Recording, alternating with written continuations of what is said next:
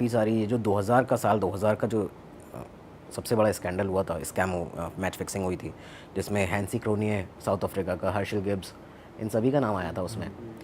तो अपने इंडिया के भी मनोज प्रभाकर और अजय जडेजा का नाम था, सामने था। प्रभाकर ने कपिल देव के ऊपर बहुत बड़े आरोप लगाए थे, वो रोए थे बाद में टेलीविज़न पे, सबके पास वीडियो है वो, तो वो देखा है हम लोगों ने। लेकिन उसमें जो लोग पकड़े गए थे ना, उसमें डायरेक्ट लिंक था सीधा कि अंडरवर्ल्ड का यहाँ पे पूरा पूरा डी कंपनी का हाथ रहा है। शाहजहाँ का मैच फिक्सिंग ले लो आप, चाहे पाकिस्तान में उसके पहले 3 तो एक्सपोज पाकिस्तान में हो गए थे मैच फिक्सिंग के। पाकिस्तान हमेशा इन गलत चीज़ों में आगे रहा है। हम मतलब हमें तो पता है वो चीज़ है ना, टेररिज्म हो गया आपका, मैच फिक्सिंग हो गया। तो पाकिस्तान के वहाँ पे 3 एक्सपोज जो थे उसमें पूरा पूरा डी कंपनी, इंडिया का ये जो मैच फिक्सिंग, इनफैक्ट 2013 में अभी जो हुआ था, 2013 की मैं आपको बात बताऊँ, ये बहुत बड़ा एक्सपोज हुआ था। स्पॉट फिक्सिंग का केस था। दिल्ली पुलिस मुंबई पुलिस दोनों काम कर रहे थे। दिल्ली पुलिस शायद स्पॉट फिक्सिंग पे काम कर रही थी, मुंबई पुलिस बैटिंग पे काम कर रही थी, क्योंकि इसमें काफ़ी बड़े बड़े लोगों के नाम आए थे। आप जानते होंगे राजस्थान रॉयल के उस समय के ओनर्स वगैरह, नाम अभी क्या ही लेना है किसी का।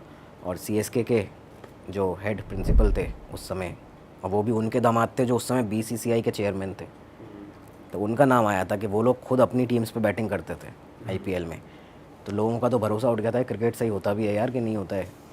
तो उस समय पे क्योंकि इतने बड़े नाम आते जा रहे थे ना, तो टाइम्स ऑफ इंडिया के एक रिपोर्टर ने जस्ट एक मैसेज डाला था छोटा शकील को। और ये आम बात है जर्नलिस्ट में, मतलब कॉन्टैक्ट्स होते हैं भाई, सोर्सेज होते हैं, काफ़ी बार खबरें लेनी होती हैं, तो कोई ना कोई रखना पड़ता है इस तरह के लोग। तो वो वाली चीज़, तो छोटा शकील ने सिर्फ उस मैसेज, इन्होंने मैसेज किया, उसका वहाँ से कॉल आया था रिवर्ट, अच्छा, डायरेक्ट कॉल। और सीधा उसने कहा मतलब भाई अब हराम का पैसा जो है नहीं लेते हैं, हम लोगों का ये सब काम अब नहीं है, अभी हम प्रॉपरली रियल इस्टेट में उतर चुके हैं, फिक्सिंग वगैरह में हमको मत लगाओ, अभी ये सब काम हम छोड़ ही चुके हैं। अच्छा, ये छोड़ उन्होंने चुके हैं का बोला। मतलब सिंपल है कि भाई पहले हम करते थे, जितने मैच फिक्सिंग हुए उसमें हम थे, छोड़ चुके हैं अभी, पर अभी हम रियल इस्टेट में, ये भी बात आपने एक्सेप्ट कर ली उतनी सी लाइन में। तो ये चीज़ें हैं कि मतलब स्पॉट फिक्सिंग में हर बार नाम सामने आता था, क्योंकि मेन जो फिक्सिंग हुई थी ना, जो बुकीज सारे थे इन्वॉल्व, उस समय एक असद रौफ करके एम्पायर हुआ करता था पाकिस्तान का, उस आईपीएल के सीज़न का एम्पायर था वो, उसने दिए थे सारे बुकीज़ के नंबर। अच्छा। और राकेश मारिया सर यहाँ पे मुंबई में उस समय जो एडिशनल कमिश्नर हुआ करते थे उस विंग के, तो उन्होंने यहाँ पे पूरा फ़ोन ट्रेसिंग वगैरह चल रही थी कि एक नंबर है जो लगातार मुंबई से पाकिस्तान कांटेक्ट कर रहा है, हर अगले दिन इतने कॉल्स आ रहे हैं, किसका नंबर है पता चला कि असद रौफ का नंबर है, एम्पायर है पाकिस्तान का, इस सीज़न का एम्पायर रहा है। बताओ। उसने लेके पूरे सटोरियों को यहाँ पे लगाया, इसमें स्पॉट फिक्सिंग कराई। आप इस समय बेल्ट वो टॉवल लगाओगे अपने पेंट में, आप इस टाइम पे ऊपर देख के फिर ओवर डालोगे। दिल्ली पुलिस ने यहाँ पे फ़ोन टैपिंग कर रही थी उन दोनों मैचेस की, 9 मई और शायद 15 मई का मैच था, राजस्थान रॉयल्स और पुणे का था एक, और राजस्थान रॉयल और मुंबई का था। तो राजस्थान रॉयल तो आई थी इसमें, फंसी थी पूरी तरह ना, तो वो श्रीसंत, अजीत चंडीला, अंकित चौहान ये सारे फंस गए उसमें। मतलब इनका आया था कि भाई इन्होंने सेम उसी तरह बॉल डाली है, ये वो चीज़ें खैर वो चली, पर सीधे वो तार जुड़े थे असद रौफ से पाकिस्तान के जो बुकीज़ हैं, और वो पाकिस्तान के बुकीज़ किसके हैं वो सभी जानते हैं। हाँ भाई, तो जो एक कैरेक्टर था करीम लाला जो इंसान था, उसका एंड कैसे हुआ था? उसको भी मरवाया था दाऊद ने? नहीं, करीम लाला को मरवाया नहीं। करीम लाला ने ना अपना जितना भी कारोबार था एक समय पे आके उन्होंने समद खान पठान को दे दिया था, और वो इन चीज़ों से काफ़ी ज़्यादा अलग हो गए थे। मतलब उनका तो काफ़ी बाद में अभी वो हुआ है, नाम। डेथ हुई थी उनकी बाद में बहुत ज़्यादा, और कुछ बीमारियों के चलते ही हुआ था। लेकिन करीम लाला, उम्र की बात होती है दोस्त, अभी आप ये देखो कि दाऊद आज किस उम्र पे है, 68 68 साल का हो चुका है।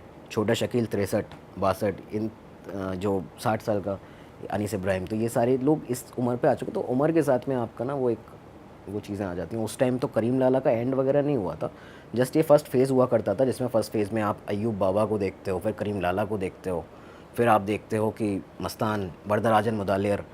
तो ये फर्स्ट फेज़ ख़त्म हुआ जब ये लोग हो गए 60 साल के, 70 साल के, 60 साल के करीबन के।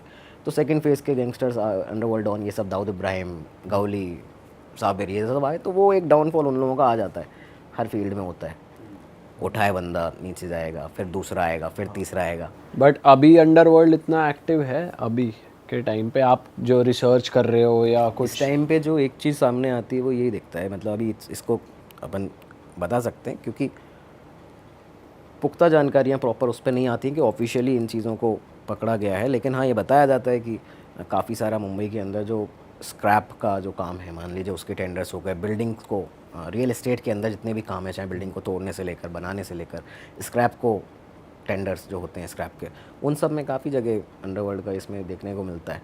और ये पूरे मुंबई में ही है या पूरे इंडिया में है? नहीं, मुंबई में ज़्यादा इस तरह की चीज़ें सामने आती हैं, क्योंकि मेनली जो लोग रह भी गए ना, जो दुबई नहीं गए हैं, जो पाकिस्तान नहीं गए हैं, वो तो मुंबई में रह रहे हैं। जो लोग नहीं गए हैं वो लोग अभी उधर ही हैं, और ऐसा मतलब बताया जाता है कि कई बार पकड़ा भी जाता है, छापेमारी की जाती है, तो ये सब निकलती हैं चीज़ें। पर हाँ अभी काफ़ी ज़्यादा कम है उस तरीके से। भाई ये तो चलो बॉम्बे की बात हो गई, और ये इतनी हाइप में भी इसलिए आई क्योंकि ये नेशनल इश्यूज बन गए। बट बहुत सारी आपने रिसर्च ऐसी भी करी होगी जो अपने यूपी साइड, दिल्ली साइड, ऐसे लोकल गैंग्स और गैंगस्टर्स होंगे जो ये चीज़ मैं जब आपको शो के स्टार्टिंग में भी बोला ना एपिसोड के, बॉलीवुड ने सेंसेशनलाइज ज़्यादा कर दिया, वरना आप ये देखो कि वो सेम टाइम था यार। आप देखो कि AK-47 पहली बार कहाँ, मतलब किस तरह से इन्होंने यूज़ किया। सबसे पहली बार ये आपका श्री प्रकाश शुक्ला ने किया यूपी में। एक बहुत बड़ा गैंगस्टर हुआ करता था श्री प्रकाश शुक्ला, वो AK-47 लेके चलता था, मार देता था लोगों को। पुलिस में जो उसका खौफ, अरे वो ऐसा गैंगस्टर था, उसने CM की सुपारी ले ली थी। जिसके चक्कर में ATS यूपी हाँ, बनी हाँ, थी शायद। STF स्पेशल टास्क फोर्स पहली बार बनाई गई ऐसा कहा जाता है। लेकिन मुझे एक दूसरी रिसर्च से पता चला कि वीरप्पन जो था, एक मूंछों के लिए काफ़ी फेमस था, तो वीरप्पन जो था, वीरप्पन के एनकाउंटर के लिए सबसे पहली बार वहाँ पे STF को जस्ट 1 साल पहले उसका एनकाउंटर हुआ है, वहाँ पे बनाया गया था। ये STF यूपी की पहली STF या इस रीजन की, इस तरह से आता है।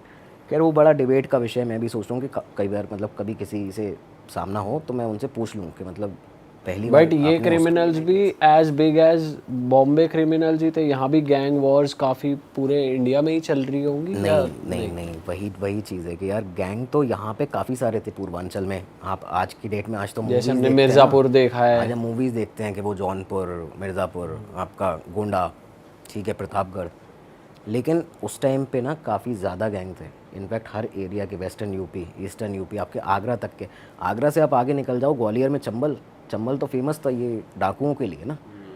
तो उस टाइम पे तो डाकू लोग भी थे यार, डाकू थे, उनके ऊपर तो और 100 मर्डर होते थे, 150 लोगों को मारा हुआ है, ये सब भी थे।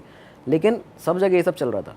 आप पंजाब में अगर देख लो तो 2012-13 की बात, आपको सुक्का खालून नाम का एक गैंगस्टर दिखता है। सुक्का खालून बहुत ही यूथ में, तो मतलब बहुत ज़्यादा यूथ उसको, वैसे वो जेल से बैठ के अपना फ़ोन वगैरह और ये सब चलाते थे उस टाइम से। भाई एक ना डेडिकेटेड एपिसोड करेंगे आपके साथ जहाँ पर हम ये लोकल गैंगस्टर्स और क्योंकि ये बड़ा डिस्कस करेंगे, बहुत डीप है यार ये ना, बहुत ज़्यादा। अगर इस समय भी हम एक कैरेक्टर पे ही बात करें ना, बहुत लंबा हो जाएगा। अभी तो कुछ गैंगस्टर्स ऐसे भी हैं जो सब लोग को पता ही है वो नाम, जो सोशल मीडिया पे सीधा बोलते हैं कि इसकी जिम्मेवारी मैं लेता हूँ, मैंने ये किया है। इस टाइम पे तो मैं ये मानता हूँ, पता है कि जैसे बॉलीवुड ने उस टाइम पे उठाया, अभी इस टाइम सोशल मीडिया ने भी वही सेम चीज़, शायद सोशल मीडिया पे वो चीज़ हो रही है कि जो गैंगस्टर्स हैं वो फ़ोन चलाते हैं वहाँ से, जेल से, और उसके बाद पोस्ट कर देते हैं, बताते हैं कि ये हमारा था, ये हमारा काम था, और काफ़ी एक्टिवली ये लोग काम इस समय कर रहे हैं। मुझे लगता है कि इस टाइम पे मतलब बहुत ज़्यादा पुलिस को और ये सारी चीज़ें इन लोगों को देखनी चाहिए, बहुत तेज़ी से बढ़ रहा है। अरे वाह, आपने ये वीडियो यहाँ तक देख ली भाई, तुमने हमारी मेहनत सफल कर दिया, तुम ही लोग हो असली रियल हिट। और अगर आपको बहुत मज़ा आ रहा है ऐसी क्लिप्स में, ऐसी वीडियोस में, तो फटाफट जाइए प्लेलिस्ट पे, बिंज वॉच कीजिए, सारी वीडियोस देख डालो और मौज काटो। That is it. हम मिलेंगे नए पॉडकास्ट में, नए क्लिप में। Till then bye bye, see you, take care, do subscribe.